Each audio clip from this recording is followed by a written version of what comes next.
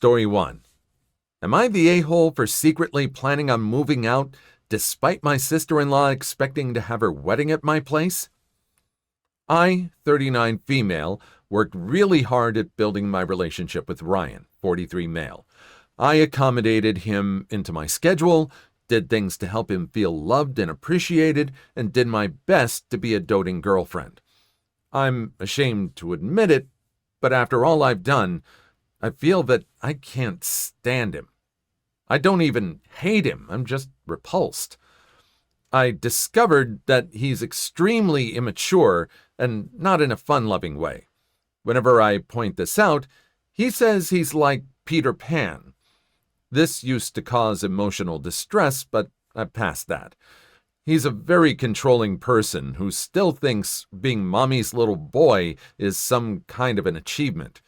He talks about his childhood very vividly and acts like he's still able to get away with anything. Ryan describes his intimate encounters with his exes in detail, despite making me feel horrible. I don't feel appreciated. He shushes me whenever I bring up my heritage because it's only keeping me tied to the past. He's criticized my love for my childhood home and got very triggered because I mentioned some dear high school friends who happen to be guys. I built a good career while he plays all the time. I'm fed up. In 3 years, I worked hard to complete my MBA, consolidate my small business, and now I have some major companies as clients. In the meantime, Ryan keeps relying on favors to get a job, and he keeps getting fired. I've asked him to control his instinct to get freebies. He's content with getting free stuff instead of actually buying something that he likes. Last summer, he dragged me to a kiosk at a farmer's market because the guy offered him a free sandwich. What's eating me up is that he can't give me a straight answer after I become suspicious that he lied about his degree. This is very serious, because it means that he lied about his prospects and he allowed me to include him in my life, and somehow he's tried to force me to be responsible for him. I was made to believe he had found a job only to find out that he was attending board game tournaments at a local indie game shop. My feelings for him have changed since last New Year's Eve when he stood me up to go see his family and I wasn't allowed to join. We had already made plans for a quiet and romantic evening, and I brought the food and the wine, and he waited until 2 p.m. to let me know that I would be spending it alone. He said mother-in-law needed him because New Year's Eve gave her flashbacks from father-in-law.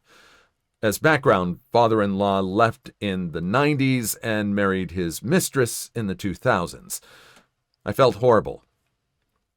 He knew New Year's Eve is important to me and that I was looking forward to a romantic evening and that my family lives on the other side of the country. He knows being here is a sacrifice for me because I have kids that I bend over backwards to spend time with, and that flying every Wednesday to see them is a huge part of being present. I took a client whose deadline was January 2. Their culture doesn't celebrate New Year's Eve, and I agreed because I needed the money. That was a game changer for me, but my heart was broken. After that, I've tried to work around not losing my love for him, but what I feel is that I'm experiencing pain of losing respect for this man. I can't stand it. I can't even look at him. And I feel very guilty because I'm finding my happiness behind his back. I feel like I'm doing something wrong. I constantly make up supposed work schedules just to get away from him. I can't take this anymore. His sister asked me to allow her to have her wedding at my place because she can't afford anything else. And now she's not speaking to me, but she still expects me to host her. I agreed on having the wedding where I live because I thought we could actually get to know each other and it would help create a good relationship, which is important to me. I don't know if she's not speaking to me because she feels she doesn't need me anymore, or because there's something I don't know that's happening. I'm mentioning this because sister-in-law, female 41, and mother-in-law, female 69, have a history of playing victim, and sister-in-law finds a way to get aggravated constantly. I tried to talk to her, and she simply ignored my calls and my messages. I thought that because of this, she had decided to have her wedding elsewhere, but now I'm being informed that I need to remove my pets on my furniture so that she can use my living room for her ceremony. I texted and called to get clarification and was left on scent. And honestly, I got ticked. It feels like I'm begging to be a part of their family. I'm so angry, and I told him, and basically he kind of shrugged. I've decided to just move out without telling him. I talked to my landlord so that I can leave 2 months earlier. I'll just take my pets and everything I own while he's at work and just drive off. I'm feeling tired of feeling lonely within this relationship. Last month, I was inducted into a career guild and refused to take him as my +1 because I didn't want any pictures of him next to me. It would ruin the moment. I don't owe him anything. He left me basically alone when I had COVID and was very irritated whenever I asked if he could buy me some food. And also, I owe him nothing of what I am, as he has never celebrated me while I bent over backwards to help his mom despite her attitude. I spent my birthday alone because he was busy. All he does is ask me how much money I'm going to get in the future. I know this is my fault because at some point I promised him that I would help him fund his dream restaurant, but that was back when things were great between us. I know it's wrong to go back on my word, but I can't help it. I don't want to be in his future, and I don't want to invest in his life. I'm still down for what I'm doing. I don't know if I'm being an a-hole for planning on leaving him without telling him. I just don't want his family to yell at me like they did to my other sister-in-law when she left my brother-in-law. Also, sister-in-law can be very volatile, and both she and mother-in-law claim they have assaulted people. But I don't know if they're just bragging. He's been asking what's going on because I can barely hide my contempt whenever he tries to initiate a conversation about helping him create a business. I'm fed up with having to listen to his insistent questions that are making me feel very uncomfortable. I told him I'm not an insistent person. I didn't harass him to come to my place when he stood me up on New Year's Eve. I didn't insist he give me a present for my birthday because he's an adult. He says it's different since a business is a lifelong situation and a birthday gift loses value. I'm clear on the end of our relationship, but I'm kind of doubtful about ruining the wedding. It's 10 days away. Am I the a-hole? It's really interesting to see how you can be successful at business and you're just really, I don't want to use timid as the word, but just really introverted in dealing with other people. It sounds like you put up with so much. And I don't know if you've had arguments with him or told him straight out, but it just really sounds like you're just not happy. Even though you love this person, they're not doing a thing for you. They don't love you back. It's good that you're getting out. But everyone in that family seems to be very selfish and very uncaring of other people and their feelings. Not quite. I mean, maybe a letter or something just to say, I'm sorry I can't do this anymore, or just kind of explaining that, but not really. You just really need to focus on you and your career, and you need to put yourself first. And this person is not going to do that at all. Story 2. Am I the a-hole for buying lower grade steaks when my in-laws visit and serving my mom and dad Wagyu? My wife and I live far away from both our sets of parents. We visit them a couple of times a year, and they visit us about the same. My mom and dad love food. They will buy pounds of garlic and leave it in a rice maker for a month to make black garlic. They plan their vacations around amazing restaurants. My in-laws are lovely people, but boiling chicken drumsticks is fancy for them, and they refuse to eat steak that isn't well done. I discovered this the first time I went to their home for dinner. I wasn't even asked how I like my steak. Everyone got a well-done steak.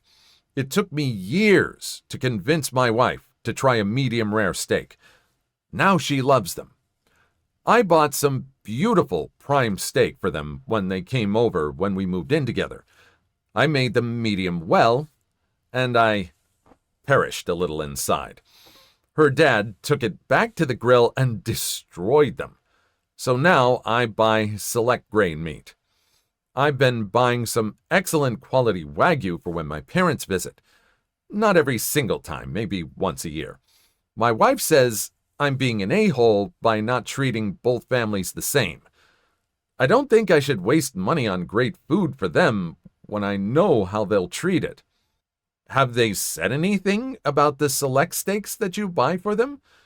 I mean, my wife has seen a little bit of the difference between a well-done steak and a medium rare, but they're not the same kind of people.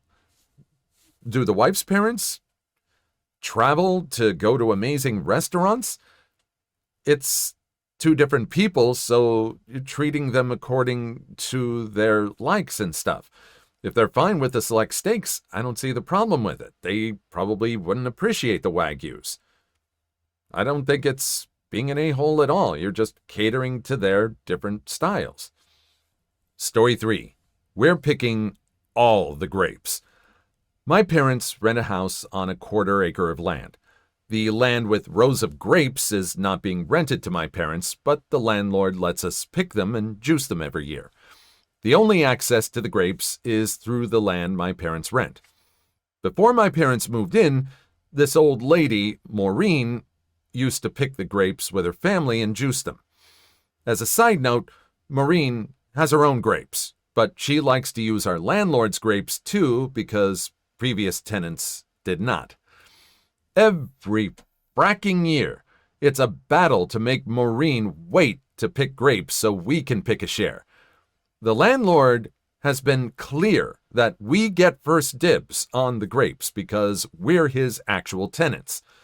We always leave her at least a row, 1 of 4. Every year she tries to be a sneaky little shrew and get the grapes. But this year was the worst. My mom told Maureen that she was going to pick the grapes this weekend.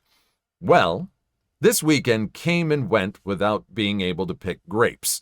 My mom's helper crew got sick, my dad was recovering from major surgery, and she couldn't find the time or energy. Maureen's crotchety old butt calls to inform my mom that she is coming tomorrow to pick all the grapes we didn't. My mom asked her to please wait a few more days as her husband, my dad, has cancer and her helpers were sick. Maureen's response? That's too bad. You had your chance. My family's coming tomorrow and we are picking the grapes. Of course, my poor mom loses it at this point and begins screaming, "Shame on you, Maureen! You call yourself a Christian?" Maureen continues telling her she had her chance. So my mom came in and told me this story. I said, "Absolutely fracking not. We are staying up as late as needed to pick every single grape off the vines. Every single one." We both called as many friends as we could. The troops are being gathered. We now have about 10 people to help us pick the grapes. We will pick every single grape so that when stupid Maureen and her stupid family show up, there will not be one little fruit left on the vine. All-nighter for the grapes. Such a selfish woman. Apparently this woman has her own grapes, but apparently other people's grapes taste much better. And yeah, no compassion. No compassion at all. So yeah, They get first dibs, and you're going to rally and get the grapes that you can. No respect to wait a few days for someone who has cancer and the helper crew's sick? Get the grapes. Get that bag of grapes. Please like and subscribe if you made it this far. I hope you'll enjoy the rest of the video and have a wonderful day. Story 4. My principal tried to get me fired, so I got her fired from the district. I was in my mid-20s, fresh out of grad school and ready to start my teaching career. I got a job at a Title I elementary school near my home teaching art, and I was super excited that I could walk to work. However, I was so far into La La Land that I didn't notice any of the warning signs. Warning sign number 1. It was a week before school started, and I had called and emailed the school office staff and my principal to ask about getting my keys and badge so I can start seeing what I needed to do to get ready for the school year. No response and no answer from either. So I called the district office and asked when and where I could pick up my keys and badge. 2 days before school starts, I get an email from my admin that I should have been more patient and not have contacted the main office about my keys and badge. I finally got everything and was able to get into my room and was horrified with how much I had to get done. Apparently, they had used my room as storage, so it was loaded with tables and desks stacked on top of each other, 8 filing cabinets, and well over 100 chairs stacked all around the room. I managed to clean out the space with help from my awesome custodian. Shout out to all custodians who are the secret backbones in helping teachers get ready for the school year. Hurdle number 1 finished. Warning sign number 2. It's now the day of classes starting, and I haven't been informed of what the schedules are. As in, which days I see certain classes and when. So I email my principal, again, asking what the schedule looks like and if there's a digital document that I can print out. I got an email back in a few minutes later telling me to stop pressuring and bullying her.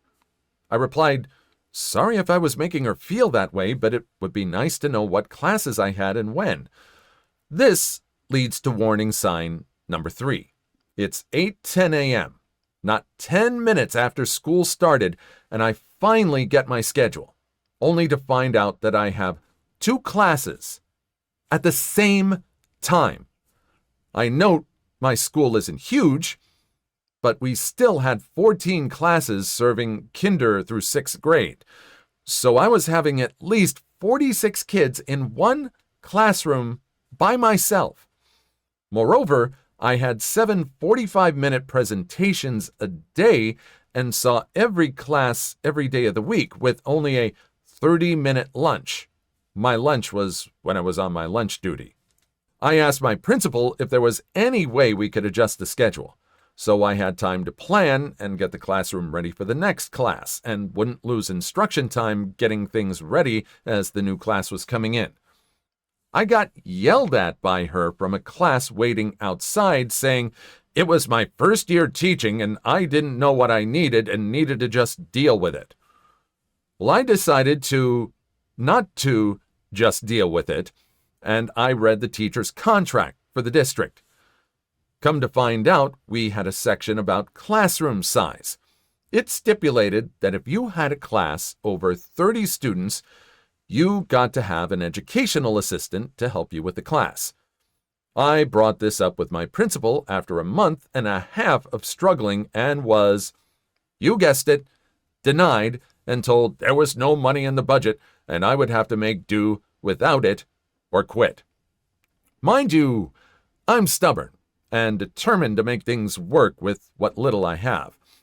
But things were rough, and in order to prepare and plan everything for the next day, make meaningful grades, keep up with referrals, and keep in contact with families, I had to be at the school from 6 a.m., when the morning custodian arrived, till 9 p.m., when the night janitor was leaving on weekdays, and then also use my weekend time to continue to plan and grade. When it came time for my first teacher evaluation, I was dreading it. However, I got a satisfactory mark from my principal. I was shocked. Little did I know this was a plan she had all along. A few more weeks go past, and I've had it.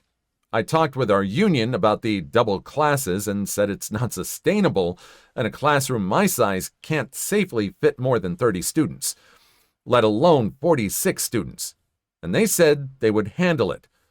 And another few weeks go by, and nothing. It's now the week of Thanksgiving, and conferences are over, and I get to not worry about anything for 2 days. So I decided to go to a potluck dinner with some old friends of mine.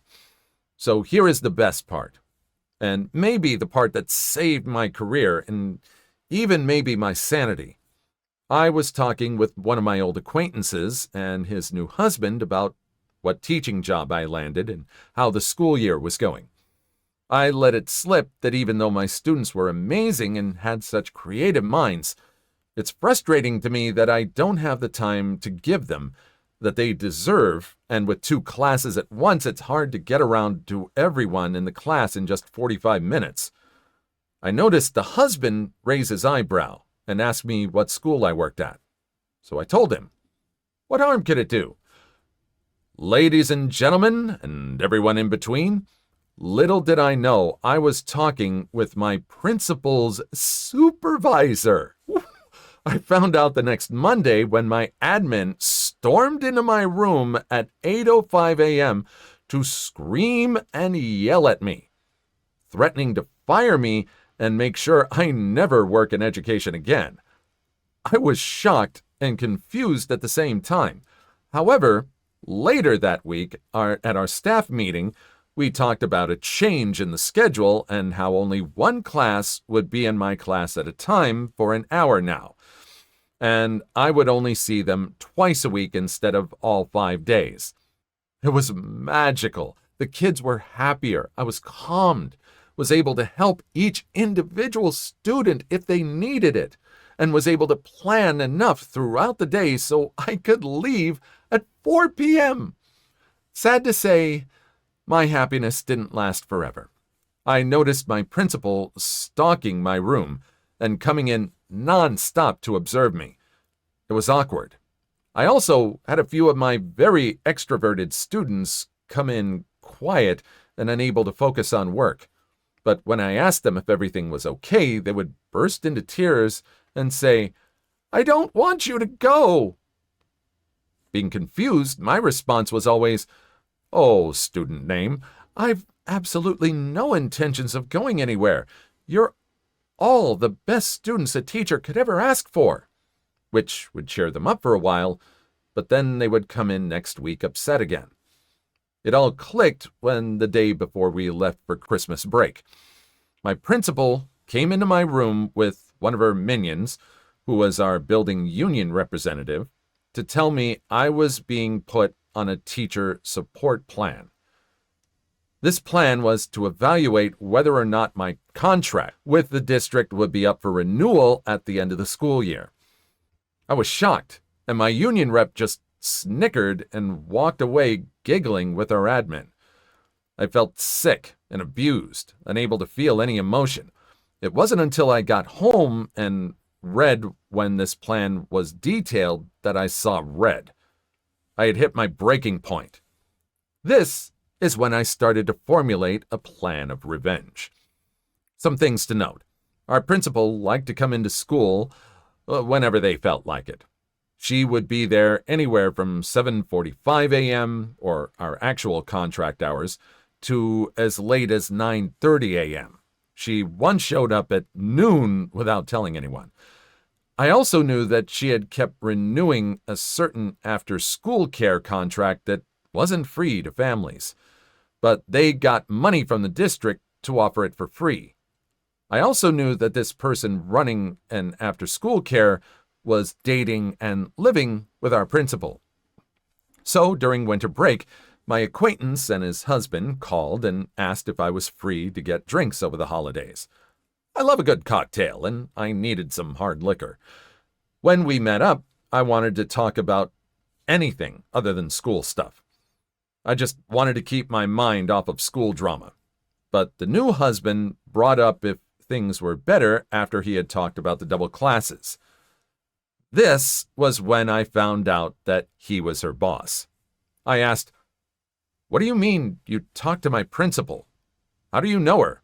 New husband, "Oh, you didn't know? I'm the supervising administrator for that cohort of schools." My jaw dropped, and I started to hyperventilate. The husband was startled and asked what was wrong, so I told him everything. How she yelled and threatened to get me fired, how she put me on this support plan, and how she just kept observing my class without notifying me. His face went from a concerned look to a surprised Pikachu face to red with anger. He told me, "I really always had a bad vibe from her and always wondered why there were always so many new teachers at that school every year. What else can you tell me about what's going on?" I hesitated to tell him everything, but my acquaintance told me not to worry. He had seen this look before, and that we were on my side. So I told him everything I knew. They just both sat there, awestruck, unable to speak about what they were hearing. Anyway, after the break is over, I dread coming back into my class, but I don't want to miss seeing my students. So I push on. I am walking in the hall to my mailbox, and I see a few of my students that had cried and told me they didn't want me to leave. They ran up and gave me the biggest, longest hug ever, saying, "You're here! You're here!" Me, "Of course I'm here. I wouldn't leave the best students ever, would I?" Students, "But the principal said you were going to leave us because you didn't want to be here and we should give you trouble before you left." Me, trying to hold in my rage, "Oh, maybe she's talking about how I was leaving to visit family over the break. No need to worry, I'm still here." Yes, y'all, this wretched woman tried to purposely make kids misbehave in my class to write me up for not having good rapport with my students. I was beyond livid. So next time I have class with that student, I asked them if they could make a comic book of the conversation they had with my principal when she told them I was leaving. I love where this is going. And make an ending he wanted. Phase 1 started. Phase 2. I contacted my boss's boss and told him per my contract. I wanted another admin to accompany my principal's teacher support observations. And I wanted it to be him. He said, "Absolutely," but not to tell the principal just yet. The first day of my observation comes, and she walks in without a notebook or anything to take any sort of notes. Looking proud of herself like she's about to get away with firing me, she is shocked and confused when her boss walks in with a laptop and sits next to her and starts typing notes about what I'm doing. She stumbles around and comes to ask me for a notepad to take notes, and I tell her I don't have an extra notepad, but I do have some poster paper. We're making a movie poster of a movie we would star in to go without comic books. And that I hope you can be better prepared next observation as to not disrupt my class and take time from their institutional time. Her boss just smirked. Phase 3. I was now calling my new best friend, her boss's boss, whenever she was late getting to school, and he would do a random stop by if he was close. So he was able to document that she was not showing up to work on time and not submitted the paperwork to have it taken out of her leave minutes. Overall, we get him at least 2 times a week for a solid month. I think he even asked someone from HR to come to our school to see for herself at 9 a.m., and she still wasn't even there. Now time for phase 4, which was my favorite one. Getting the parents on board. I first started talking to the parents that seemed to always be late picking up their students. I would chat about it, and they said it was hard to get there on time, and they often had to leave early. And when I told them about our aftercare, they would tell me that it cost too much for them. However, I would inform them that since we are a Title I school, that after-school care was free and paid for by the district, and gave her a nice flyer I made up with the website to fill out the forms and which ones to fill out. This made word spread around to parents paying the contractors directly that it was supposed to be free. And boy, was that a fun PTA meeting to go to. I also made sure the principal knew it was me that informed the parents about the free after-school care program.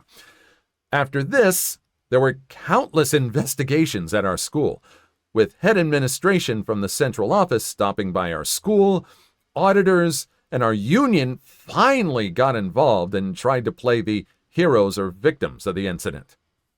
The outcome. The second half of the year was very chill. My new best friend made sure that my teacher support plan was taken off my teaching record, and my principal was not allowed to do my second term evaluations, nor was she allowed to do any informal observations. The after-school care contractor was fired and taken over by one recommended by the district, and my students were making amazing strides in their posters and comics. At the end of the year, when we were getting our assignments, jobs for next year, my principal made one last attempt to get me to leave and told me our budget doesn't have the funds for an art teacher next year and that I might want to seek employment elsewhere. I laughed in her face and said, "Nice try. My position is paid for by a state bond and isn't affected by your budget from the district. If there isn't anything else, I'll be leaving now." And walking out, I could hear her slam her desk and swear up a storm as I closed the door. At the end of the year, I had one of my students share his comic book about how the principal told him to give me trouble in class at our school's talent show, leaving the already ticked-off parents more ticked that an adult would tell a child to act in such a way. I even think she had a shoe thrown at her when she ran on stage to stop him from finishing the comic. To the surprise of no one, the last day of school, she announced on the intercoms after students had left that she would be resigning from our school to move to a different position where she was needed and that she would miss almost all of us. I came to find out after stalking her on LinkedIn 2 years later that she had to get a job out of the district an hour drive away to get another admin job, but only stayed for a year and then had to step down to teaching English at a different school in another district the next year.